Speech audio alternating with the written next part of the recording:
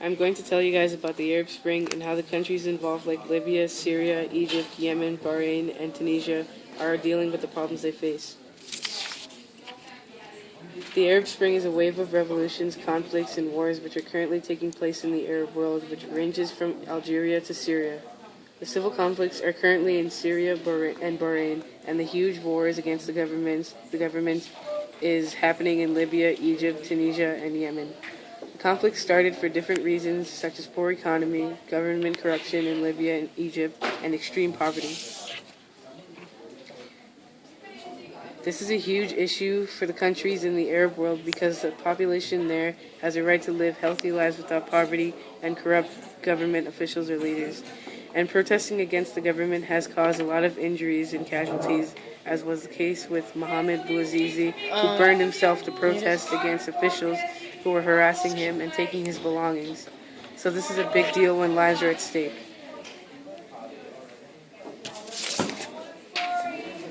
As you can see on this map, the Arab Spring is taking place in the Arab world, which is in northern Africa and the Middle East. The people involved in the Arab Spring are the governments of Libya, Egypt, and the rest that are being protested against. The rebels are involved for fighting against the leaders like Mubarak and Gaddafi. The countries like the USA are involved to try and help the Arab countries to get out of corrupt leadership.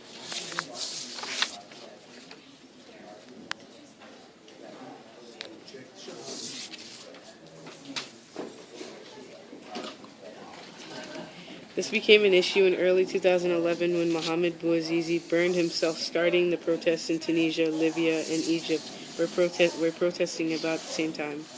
When the population decided to stand against the corrupted government, as you can see here, there's a timeline.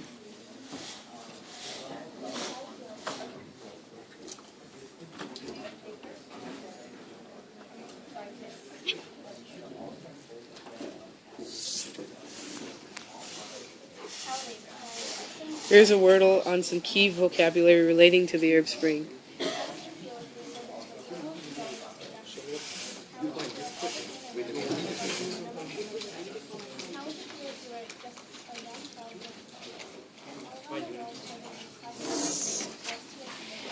A conclusion to this issue has already been found in Libya, Egypt, and Yemen since Yemeni and Egyptian presidents resigned, and the Libyan president Muammar Gaddafi was assassinated by the rebels.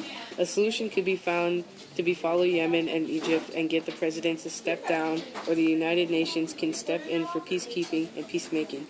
Get other countries, or we could get other countries like Canada and the UK involved that could help solve this issue.